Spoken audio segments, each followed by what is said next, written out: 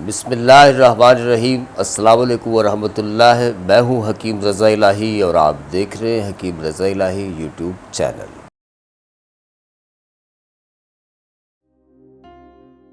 मोटापा चूँकि एक वबाल जान है और पंजाबी में अगर कहा जाए तो मोटापा 100 से आपा, यानी मोटापा जो है उसके साथ 100 मुसीबतें जुड़ी हुई हैं और जानलेवा जो अमराज हैं उनका सबब भी जो है वो मोटापा है। पहले कहते थे उम्मुल अमराज यानी कि तमाम बीमारियों की माँ जो है वो कब्ज़ है, कॉन्स्टिपेशन है। कब्ज़ को कहा जाता था उम्मुल अमराज। अच्छा, अब ऐसा है कि चूँकि वो भी पेट का मर्ज़ है और मोटापे का बायस बनता है, लेकिन जदीद मेडिकली साइंसी तहकीकात से ये बात साबित हुई कि जो हमारा जो रोज़मर्रा के मामूलात हैं, जो हम रोज़ाना खाते पीते हैं, वो हाई कैलोरीज़ खाना है। और शक्म सेरी तो होती है उससे, लेकिन उससे ये होता है कि वो कैलोरीज़ जो हमारी इस्तेमाल जो बॉडी में एज ए फ्यूल इस्तेमाल होती है, उससे कहीं ज़्यादा हम हैवी जो ग़िज़ा है वो ले लेते हैं और फिर ऐसा होता है कि वो वर्किंग हम नहीं कर पाते। तो जिसका नतीजा ये निकलता है कि वो फ़ैट जो है और वो वेट और फैट और उसके साथ इतना बड़ा पेट है ना, वो आ जाता है बाहर। बंदा चश्मे से भी यूं करके देख रहा होता है तो पेट इतना बड़ा होता है, चाय का कप रख के ऊपर पी लें आप, टेबल का काम करेगा जी पेट। उसकी वजह यह है कि हमारे यहाँ इतनी ग़ज़ाइयत वाली चीज़ें अब खाते हैं और वो सर्फ नहीं करते। लाइफ स्टाइल जो है हमारा वो इंतहाई आरामदेह, सुस्त, इंतहाई काहिल किस्म का, मरियल किस्म के अब है। खाते इतना कुछ है, एनर्जी वाला फूड, लेकिन नतीजा ये है जी हम वो आलसी में पड़े रहते हैं, सुस्ती में पड़े रहते हैं। वो कैलोरीज़ बर्न नहीं होती और वो सर्फ नहीं होती। अच्छा, जदीद मेडिकली साइंसी तहकीकात और उसके अलावा भी आपने अपने इर्द गिर्द देखा होगा, जो लोग दिल के मरीज़ हैं वो पहले मोटापे के पेशेंट थे। अक्सरियत की बात कर रहा हूँ, 70-80% लोगों की, मतलब 20-30% वो लोग हैं जो कम ग़ज़ाइयत की वजह से भी दिल की अमराज का शिकार होते हैं। और आपको पता है दौर हाज़िर में जो है जानलेवा जो मर्ज़ है दुनिया के अंदर सबसे ज़्यादा, वो दिल का मर्ज़ ही है, यानी कार्डिक अटैक जो है उसके सबब से अमवात ज़्यादा होती हैं, शरह अमवात जो है वो ज़्यादा है। दूसरी बात ये कि यही जो फ़ैट है, मोटापा जो है, ये आपको जोड़ों के दर्द का भी बायस है। जितने आर्थराइटिस की पेशेंट है हमारी बहनें ख़वातीन, अमूमन उन्होंने सुना होगा जब जोड़ों में दर्द होता है, जॉइंट्स में पेन होता है, तो डॉक्टर्स क्या कहते हैं जी, आप ऐसा करें कि अपना वेट कम करें। अब वेट तो कम होते नहीं, क्योंकि पुरखोरी की पहले ही एक आदत पड़ चुकी होती है और ज़्यादा पुरखोरी ना की जाए तो फिर नींद ही नहीं आती। वेट, बढ़ा हुआ वेट जो है वो जोड़ों के दर्द का सबब भी बनता है। और दूसरी बात ये कि इसके अलावा फैटी लीवर का सबब बनता है। फैटी लीवर का सबब बनता है, उसके साथ साथ फिर थायराइड, बॉडी का मैकेनिज़्म चेंज होता है, थायराइड आपका अनबैलेंस होना शुरू हो जाता है, हाइपोथायराइड हो गया, हाइपर हो गया। बहुत सारे ऐसे गदूद जो ऐसी रतूबत पैदा करते हैं जो अल्लाह ताला ने आपके जिस्म के अंदर एज़ ए थम, यानी एज़ ए पिलर जो खड़े किए हुए हैं, जिनके ऊपर आपकी सेहत की छत खड़ी है, पूरी सेहत का दारोमदार जिन चीज़ों पर है, वो अपना काम सही तौर पे अपने फ़राइज़ सर अंजाम नहीं दे पाते। नतीजा ये निकलता है कि पेनक्रियास ने काम छोड़ दिया, शुगर हो गई, इंसुलिन लेवल गिरना शुरू हो गया, इंसुलिन लेवल गिरना शुरू हुआ, शुगर हाई हो गई। अब इंसुलिन आपको बाहर से लेना पड़ रही है, थायरोक्सिन आपको खाना पड़ रही है, हालांकि डब्बी के ऊपर लिखा हुआ पॉइज़न है। अल्लाह ताला आपके जिस्म के अंदर वो ख़ुद पैदा फरमाते हैं। तो मोटापा जो है वो 100 स्यापा। ये तो मोटापे की थोड़ी सी मैंने आपको खूबियाँ बताई हैं। इसके अलावा जो गंजे हज़रात हैं, आपने देखा होगा उनमें भी मोटे लोगों की शरह ज़्यादा है ना।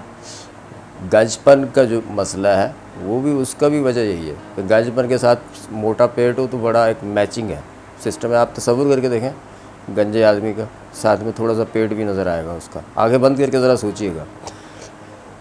मोटापे से 100 बीमारियां पैदा होती हैं और ये ऑटो इम्यून डिजीज़ की तरफ जाती है। और इसकी बुनियादी वजह कुछ भी नहीं है, हमारी सुस्ती और काहली है, और कुछ भी नहीं है। इसका इलाज हमारे अंदर, हमारी बॉडी के अंदर अल्लाह ताला ने रखा हुआ। अल्लाह ताला ने 30 रोज़े क्यों रखे हैं? देखें ना, अल्लाह ताला की हिकमत देखें। मज़हब इस्लाम जो है वो ऐन फितरत के मुताबिक है कि ये जो 11 माह हम लोग ने जो कसावतें, जो अपने अंदर चीज़ें जमा की होती है ना, वो रोज़े जो 1 माह के रोज़े आते हैं उनमें काफ़ी हद तक वो ठीक हो जाती है। लेकिन अगर हम रोज़े उस तरह से रखें जैसे 4 खजूरें खा के नबी करीम सल्लल्लाहु अलैहि वसल्लम के ज़माने में, आपके दौर में, आज भी आपके दौर है, उस ज़माने में अरब के जो लोग थे, सहाबा इकराम रज़ियल्लाहु ताला अन्हु जो थे, वो क्या करते थे?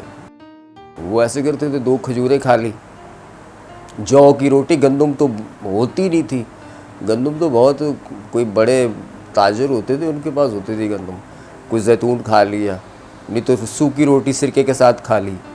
अब तो कोई सिरका खाते ही नहीं है ना। अब तो वो जो बॉडी बिल्डर हज़रात हैं, उन्होंने जब टमी अंदर करना होती है ना, वो कटिंग फेस में जब जा रहे होते हैं, तो उस वक्त वो सिरके का इस्तेमाल करते हैं, यानी उसको एज ए दवाई इस्तेमाल। उस वक्त ये मामूलात में था कि जब रोज़े आते थे तो रोज़ों के अंदर यही होता था कि भाई आपने सुबह में सहरी की, शाम में अफ्तारी में भी आपने कम खाया, सहरी में भी कम खाया, और नतीजा ये निकलता था जो आपके अंदर जो फैट होता था वो सब ख़त्म हो जाता था और ये वीक नहीं होता था। आपको पता है जितने इस्लामी मुआरके हुए उस दौर में कितनी जंगें हुई हैं, और जंगें भी थोड़ी सी नहीं हुई, बहुत सारी हुई हैं। साद बिन रबी वकास ने लाखों मील का सफ़र तय किया घोड़े के ऊपर, और उसके बाद कई जंगें लड़ी हैं दिल का मर्ज़ होने के बावजूद। तो कहने का मकसद ये है कि वो कम खुराकी सेहतमंदी की अलामत है, ना कि आपको कमज़ोर करती है ना। तो इसके लिए कुछ चीज़ें हैं, मैं बता देता हूँ आपको। जिन लोग जो बसियार खोर हो चुके हैं, यानी पुरखोरी की जिन लोगों को आदत है, भरे हुए दस्तरखान पे बैठ के खाने की आदत है, और फास्ट फूड के जो लोग आदी हैं, मैं जानता हूँ कि उनके लिए जो है वो परहेज़ बड़ा मुश्किल होता है, और वो बहुत सारी दवाइयाँ, बहुत सारी चीज़ें, बहुत सारे टोटके सिर्फ़ इसलिए इस्तेमाल नहीं करते कि जी हमें ये चीज़ें छोड़ना पड़ेंगी, इसके बगैर तो काम नहीं चलेगा, क्योंकि वो एक उसकी बसियार खोरी की एक आदत हो चुकी है, और जो जायके मुँह को लग चुके हैं उनके बगैर मज़ा ही नहीं आता। जैसे हमारे बंगाली भाई हैं, चावल, मैंने बंगाली भाई, एक पेशेंट है मेरे पास आए, मैंने कहा उनसे कि आप ऐसे करें, रात में जो है एक रोटी खाया करें, चावल नहीं खाने आपने। बोले हकीम साहब आप कैसी बात करते हैं, मैं चावल नहीं खाऊंगा तो मुझे नींद ही नहीं आएगी। तो जो हमें फ़ास्ट फूड की जो आदत हो चुकी है वो भी कुछ इस तरह की है। तो कुछ चीज़ें हैं वो जहन में रखिएगा। कॉफ़ी तो दुनिया में हर जगह से मिल जाती है। आप कॉफ़ी ले लें 30 ग्राम, और मोरिंगा के पत्ते ले लें 30 ग्राम, और इजवाइन देसी ले लें 30 ग्राम, काला ज़ीरा जो होता है वो ले लें 30 ग्राम। और अगर मैदे में आपके एसिडिटी, तेज़ाबियत वगैरह है तो फिर इसमें जो बड़ी इलायची है उसके दाने 10 ग्राम शामिल कर लें। दालचीनी इसमें लें 30 ग्राम। ये सारी चीज़ें आप पीस कर रख लें। और जिन लोगों को माइग्रेन पेन नहीं है, यानी आधे सर का दर्द या बीपी वगैरह की शिकायत नहीं है, वो इसमें कॉफ़ी 60 ग्राम शामिल कर सकते हैं, यानी डबल डोज में इस्तेमाल कर सकते हैं, 30 ग्राम की जगह 60 ग्राम। इसको पीस के आप रख लें, और इसका 1 चम्मच लें चाय का, और उसको आप 2 गिलास पानी में या 1 गिलास पानी में पकाएं। जब आधा गिलास रह जाए उसको छान लें, नॉर्मल टेम्परेचर पे ठंडा करें, और उसमें सेब का सिरका खालिस मिल जाए तो बहुत अच्छा है, 1 चम्मच या 2 चम्मच उसके शामिल करके, और वो आप पी लें। अगर गरम गरम पीना चाहें तो भी गरम गरम पी सकते हैं। दिन में 3 बार इसी तरह से बना के जब आप इस्तेमाल करेंगे तो आपको भूख लगना कम हो जाएगी। मैदे का जो हजम है वो जितना हम ज़्यादा पुरखोरी करते हैं उसके हिसाब से फूलता है। और आपको पता है आजकल सर्जरी भी हो रही है इसकी, मोटापे की। उसमें क्या करते हैं वो मेडिकल साइंस वाले मैदे का हजम ही छोटा कर देते हैं ताकि आप खा ही कम सकें, लेकिन वो भी फेल हो गया। वो भी लोगों ने खा खा के वो जो छोटा सा बचा था उसको फिर गुब्बारे की मानी फुला लिया। तो इससे ये होगा कि कुदरती तौर पे, नेचुरली एतबार से आपको मिनरल्स और विटामिन्स भी मिलेंगे, आपका मेटाबॉलिज्म भी ठीक रहेगा। ये टी एंटी एजिंग भी है, आपका मेटाबॉलिज्म भी फास्ट रखेगी, आपकी कॉन्स्टिपेशन को ख़त्म करेगी और उसके साथ साथ आपकी तबीयत को, जब मेटाबॉलिज्म हाई होगा तो आपकी जो आलकसी है ना, सुस्ती, काहली जो है वो ख़त्म होगी।